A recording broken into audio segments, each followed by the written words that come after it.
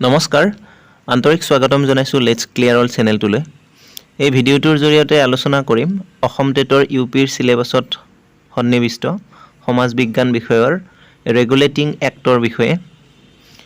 আৰু এই regulating actor কাৰণ ইয়াৰ উদ্দেশ্য ইয়াৰ বৈশিষ্ট্য সকলোবিলাক এই ভিডিঅ'টোত আলোচনা কৰা হ'ব সম্পূৰ্ণ কনসেপ্টটো দিবলৈ মই চেষ্টা কৰিছো গতিকে বলকচোন ভিডিঅ'টো চাই লওঁ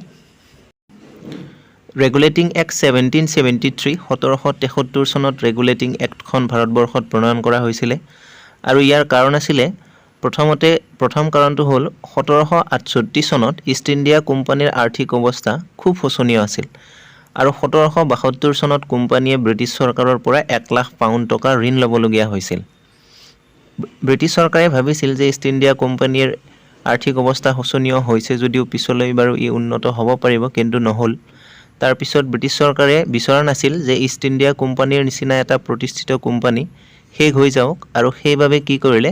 কোম্পানীক পুনৰ সুপ্ৰতিষ্ঠিত কৰাৰ বাবে কোম্পানীক ৰেগুলেট আৰু সুপাৰভাইজ কৰাৰ উদ্দেশ্যে ৰেগুলেটিং এক্টখন 1773 চনত ব্ৰিটিছ চৰকাৰে অনুমোদন জনালে দ্বিতীয়তে কাৰণ আছিল ভাৰতবৰ্ষত ইষ্ট ইণ্ডিয়া কোম্পানীৰ কাৰ্য নিয়ন্ত্ৰণ কৰা অৰ্থাৎ ব্ৰিটিছ চৰকাৰে বিচাৰিছিল যে ইষ্ট ইণ্ডিয়া কোম্পানীৰ কাৰ্যসমূহ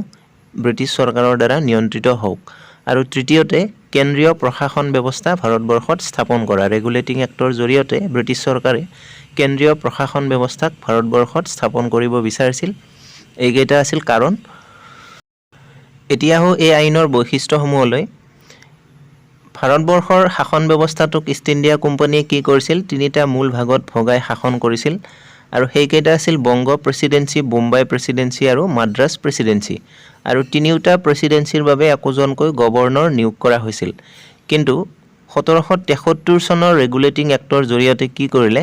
বংগ প্ৰেসিডেন্সিক প্ৰত্যক্ষভাৱে ব্ৰিটিছ চৰকাৰৰ অধীনলৈ অনা হ'ল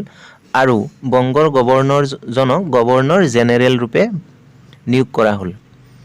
দ্বিতীয়তে ইয়াৰ বৈশিষ্ট্য কি আছিল এই আইনৰ জৰিয়তে গভৰ্ণৰ জেনেৰেলক সহায় কৰিবলৈ অৰ্থাৎ বংগৰ গভৰ্ণৰ জেনেৰেলজনক সহায় কৰিবলৈ চাৰিজনীয়া সদস্যৰে এখন কাৰ্যকৰী পৰিষদ বনোৱা হ'ল আৰু বংগৰ প্ৰথমজন গভৰ্ণৰ জেনেৰেল আছিল ৱাৰেন হেষ্টিংছ তৃতীয়তে কি কৰিলে বোম্বাই আৰু মাদ্ৰাজৰ যি দুজন গভৰ্ণৰ আছিল সেই কেইজনক বংগৰ গভৰ্ণৰ জেনেৰেলৰ অধীনলৈ অনা হয় আৰু এই আইনৰ আগতে কি আছিল গোটেই কেইজন গভৰ্ণৰ আছিল গোটেই কেইজনৰ সমান ক্ষমতা আছিল কিন্তু এই আইনৰ পিছত যিজন বংগৰ গভৰ্ণৰ হ'ল সেইজনক গভৰ্ণৰ জেনেৰেল পাতিলে আৰু সেইজনৰ তলত বাকি বোম্বাই আৰু মাদ্ৰাজ প্ৰেসিডেন্সিৰ গভৰ্ণৰ দুজনক অনা হ'ল ইয়াৰ 4 নম্বৰ বৈশিষ্ট্য এই আইনৰ অধীনত 1774 চনত কলিকতাত এখন উচ্চতম ন্যায়ালয় প্ৰতিষ্ঠা কৰা হ'ল আৰু এই উচ্চতম ন্যায়ালয়ত তিনিজন ন্যায়াধীশ আৰু এজন মুখ্য ন্যায়াধীশ আছিল আৰু এই ন্যায়ালয়ৰ প্ৰথমজন মুখ্য ন্যায়াধীশ আছিল স্যাৰ এলিজাহ ইম্পে 5 নম্বৰ বৈশিষ্ট্য এই আইনৰ জৰিয়তে কোম্পানীৰ ব্যৱসায়ীসকলক ভাৰতবৰ্ষত নিজা ব্যৱসায় চলোৱা আৰু ভাৰতীয়ৰ পৰা ঘোষ লোৱাৰ ক্ষেত্ৰত প্ৰতিবন্ধকতা লগোৱা হয় আইনখনৰ 6 নম্বৰ বৈশিষ্ট্যটো আছিল এই আইনৰ জৰিয়তে কোম্পানীৰ অৰ্থাৎ ইষ্ট ইণ্ডিয়া কোম্পানীৰ শাসন ব্যৱস্থাৰ ওপৰত থকা ব্ৰিটিছ ভাইসৰয়ৰ নিয়ন্ত্ৰণ আৰু অধিক মজবুত কৰা হয় 7 নম্বৰতে এই আইনৰ বৈশিষ্ট্য আছিল এই আইনৰ জৰিয়তে অৰ্থাৎ ৰেগুলেটিং এক্টৰ জৰিয়তে ইষ্ট ইণ্ডিয়া কোম্পানীয়ে ভাৰতবৰ্ষত সংগঠিত কৰা সকলো তথ্য ব্ৰিটিছ চৰকাৰক দিয়াটো বাধ্যতামূলক হৈ পৰে পিছৰ ভিডিঅ'টোত মই পিটছ এক্টৰ বিষয়ে আলোচনা কৰিবলৈ চেষ্টা কৰিম please subscribe my channel to stay connected thank U